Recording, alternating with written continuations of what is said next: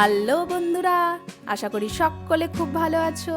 আহারে বিহারে নতুন একটা ব্লগে তোমাদেরকে স্বাগত জানাই। বন্ধুরা, আজ আমি তোমাদের সাথে শেয়ার করতে চলেছি বাঙালির ভীষণই প্রিয় এক পদ দুধ শুক্তোর রেসিপি। তবে আজকের রেসিপি কিন্তু আমার নয়।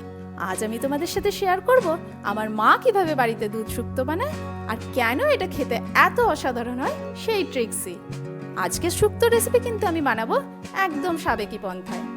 শুক্তো বানানোর জন্য আমি এখানে নিয়ে নিয়েছি কাঁচকলাগুলোকে এইভাবে লম্বা লম্বা টুকরো করে কেটে, ঠিক একইভাবে পটলগুলোকেও আমি এইভাবে লম্বা টুকরো করে নিয়েছি সজনে ডাঁটা, মূলো, আলু আর বেগুন। সমস্ত সবজি প্রায় আমি একই মাপে লম্বা লম্বা টুকরো করে এখানে কেটে নিয়েছি। আর শুক্তো বানানোর জন্য আমি এখানে ব্যবহার করেছি কালো বেগুন। কালো বেগুনে কিন্তু শুক্তো খেতে বেশি ভালো হয়। এই সবজিগুলো ছাড়াও তোমরা চাইলে আরও যে কোনো সবজি কিন্তু এখানে অ্যাড করতে পারো। আরও আমি এখানে নিয়ে নিয়েছি প্রায় 3টে মতো করলা। করলাগুলোকে আমি এইভাবে ছোট ছোট সরু লম্বা টুকরো করে কেটে নিয়েছি, কারণ আমাদের বাড়িতে শুক্তোতে এইভাবেই করলাটা ব্যবহার হয়। আর নিয়ে নিয়েছি বেশ কয়েকটা বিউলির ডালের বড়ি। নিয়ে নিয়েছি কাঁচা লঙ্কা আর টমেটো। কাঁচা লঙ্কাগুলোকে আমি এইভাবে এখানে মাঝখান থেকে স্লিট করে নিয়েছি। আর একটা টমেটোকে আমি 4টে টুকরো করে নিয়েছি। তবে টমেটোটা এখানে অপশনাল, তোমরা না চাইলে নাই দিতে পারো। আমি এখানে 2টো মশলার পেস্ট বানিয়ে নেব। নিয়ে নিয়েছি প্রায় 1.5 চামচ মতো গোটা জিরে আর 1 চামচ হচ্ছে একটু কম গোটা ধনে। এটার আমি একটা মশলার পেস্ট বানিয়ে নেব। আর বানিয়ে নেব প্রায় 1.5 চামচ মতো কালো সর্ষে আর 1 চামচ পোস্ত দিয়ে আরেকটা পেস্ট। এই সমস্ত মশলাগুলোকে আমি কিন্তু আজকে শিলে বেটে রান্না করব। আজকে সমস্ত রান্নাটাই হবে কিন্তু সর্ষের তেলে। ওই যে বলেছি সাবেকি পন্থায়। আগেকার দিনে কিন্তু সাদা তেল ছিল না, তাই তার ব্যবহারও ছিল না। বেশিরভাগ রান্নায় কিন্তু সর্ষের তেল আর ঘিতে হতো, তাই আজকের পুরো রেসিপি কিন্তু হবে সর্ষের তেলে। আমি সর্ষের তেলের মধ্যে বড়িগুলোকে একটুখানি লাল লাল করে ভেজে নিলাম। আমি কিন্তু এখানে কলাইয়ের ডালের বড়ি ব্যবহার করেছি, কারণ শুক্তোতে কলাইয়ের ডালের বড়ি খেতেই কিন্তু বেশি ভালো লাগে। ওই তেলেই আমি করলাগুলোকেও একটুখানি ভেজে নেব। করলাগুলোতে আমি দিয়ে দিলাম একটুখানি হলুদ গুঁড়ো আর একটুখানি নুন। সেগুলোকে দিয়ে ভালোভাবে মিক্স করে নেব। করলাগুলোকে কিন্তু আমাকে এখানে বেশ মচমচে করে ভেজে নিতে হবে। আমি এখানে দিয়ে দিলাম সামান্য একটুখানি চিনিও। এটাও কিন্তু আমার মায়ের ট্রিক্স। মা কিন্তু যে কোনো ভাজাতেই, মানে পটল ভাজা বা বেগুন ভাজা বা ফুলকপি ভাজাতে সামান্য একটুখানি করে চিনি দেয়, যার ফলে কিন্তু সেই ভাজাগুলোর রঙটা বেশ সুন্দর আসে। তাই আমিও এখানে সামান্য একটুখানি চিনি দিয়ে দিলাম। আর এগুলোকেও বেশ কড়কড়ে করে ভেজে নেব। করলাগুলো কাঁচা অবস্থায় যতটা পরিমাণে বেশি মনে হবে, ভাজার পর কিন্তু পরিমাণে অনেকটাই কমে যাবে। এগুলো ভাজা হয়ে গেলে আমি তুলে এগুলোকে এক সাইডে রেখে দেব। আজকের রান্নায় আমি ব্যবহার করব এই আয়রনের কড়াইটা। আমি যেহেতু বলেছি আজকে সাবেকি পন্থায় রান্না করব, তাই আজ আমি ব্যবহার করলাম এই আয়রনের কড়াইটা। কারণ আগেকার দিনে লোহার কড়াই বা পিতলের কড়াই কিন্তু বেশিরভাগ রান্না হয়ে থাকতো। তখনকার দিনে কিন্তু স্টিল বা অ্যালুমিনিয়াম ছিল না, যার ফলে রান্নার রং হয়তো ততটা সুন্দর না এলো, খেতে কিন্তু অসাধারণ হতো। তাই আজকে আমি পুরো রান্নাটাই কিন্তু এই আয়রনের কড়াইই করব।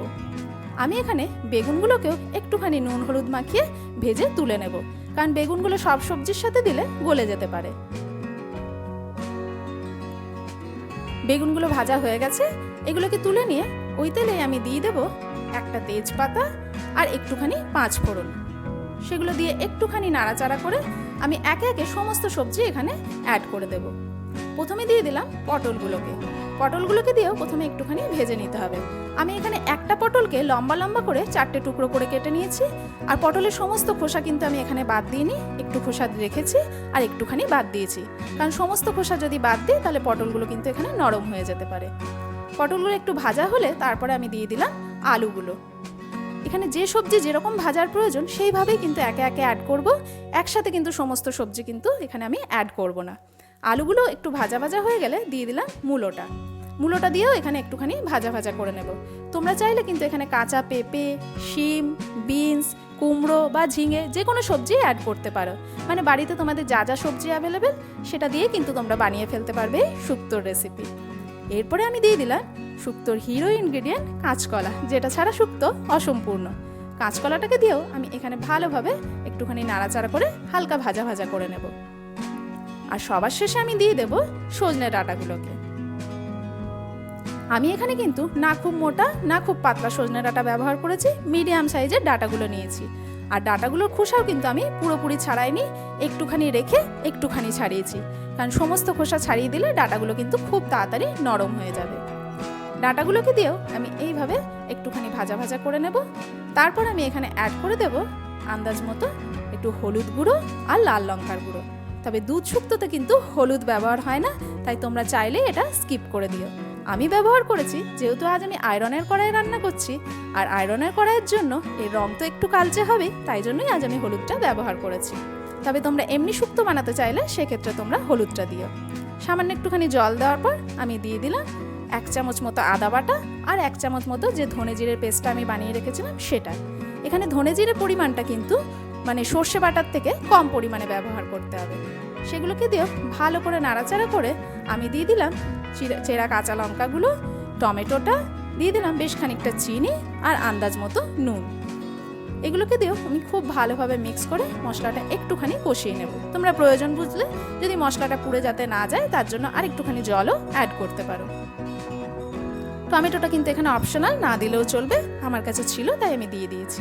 মশলা ভালো করে কষানো হয়ে গেলে আমি দিয়ে দিলাম মশলার বাটি ধোয়া জল আর আন্দাজ মতো আরও সামান্য একটুখানি জল, যাতে সবজিগুলো আমার এতে ভালোভাবে সিদ্ধ হয়ে যায়। এগুলোকে দিয়ে ভালোভাবে মিক্স করে দেব। এখন সবজির রং যতটা সুন্দর আছে এরপরে কিন্তু আর সুন্দর থাকবে না। যাই হোক, আমি 7-8 মিনিটের জন্য এটা চাপা দিয়ে রেখে দিলাম। এরপর আমি যে সর্ষে আর পোস্তর পেস্টটা বানিয়ে রেখেছিলাম সেটা একটু রেডি করে নেব।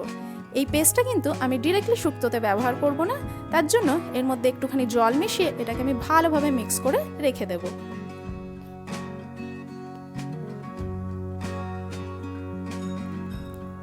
সাত 8 মিনিট পর আমি ঢাকনা খুলে একবার সবজিগুলো চেক করে নেব।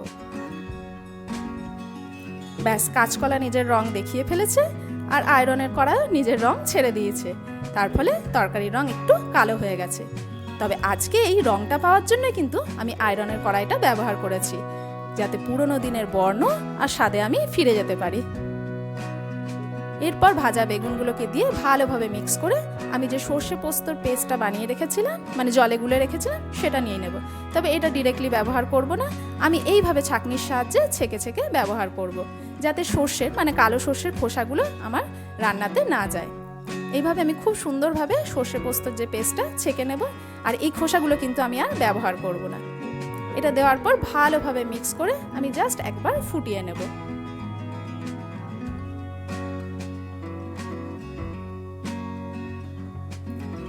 এটা জাস্ট একবার ফুটে এলে আর সবজি আমাদের এখানে মোটামুটি ভালোভাবে সিদ্ধ হয়ে গেছে, এই সময় আমরা অ্যাড করে দেব দুধটা।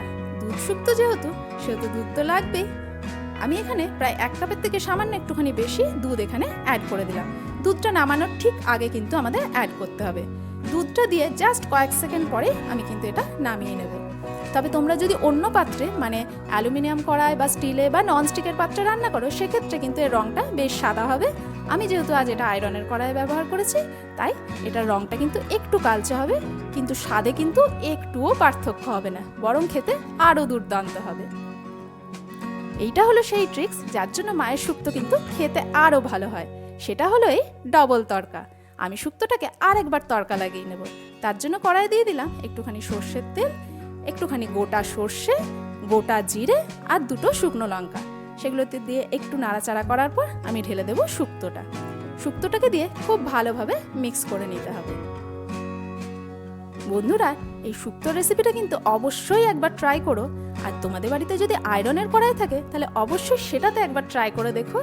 আমি গ্যারেন্টি দিয়ে বলছি, অসাধারণ খেতে হয়েছিল কিন্তু শুক্তোটা। এরপর আমি অ্যাড করে দিলাম ভেজে রাখা করলাটা। করলাটা সবার শেষে দেওয়ার জন্য শুক্তোটা খেতে তিতো হলেও এতটাও তিতো হবে না যে বাচ্চারা খেতে পারবে না। আর নামানোর ঠিক আগে দিয়ে দিলাম 1 চামচ মতো ঘি। ঘিটাকে দিয়ে ভালো করে মিশিয়ে গ্যাসের ফ্লেমটা আমি এখানে অফ করে দিলাম।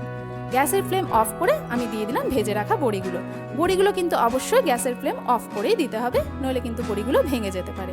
ব্যাস, বড়িগুলোকে দিয়ে ভালোভাবে মিক্স করে নিলে রেডি আমাদের দুধ শুক্তো। জানি মায়ের মতো এত ভালো শুক্তো আমি বানাতে পারবো না, তবে আমি আজ চেষ্টা করলাম মা কিভাবে দুধ শুক্তো বানায় সেই রেসিপিটাই শেয়ার করার। তোমরা কিন্তু বন্ধুরা অবশ্যই একবার ট্রাই করো আর আমায় কমেন্টে জানিও কেমন খেতে হয়েছিল।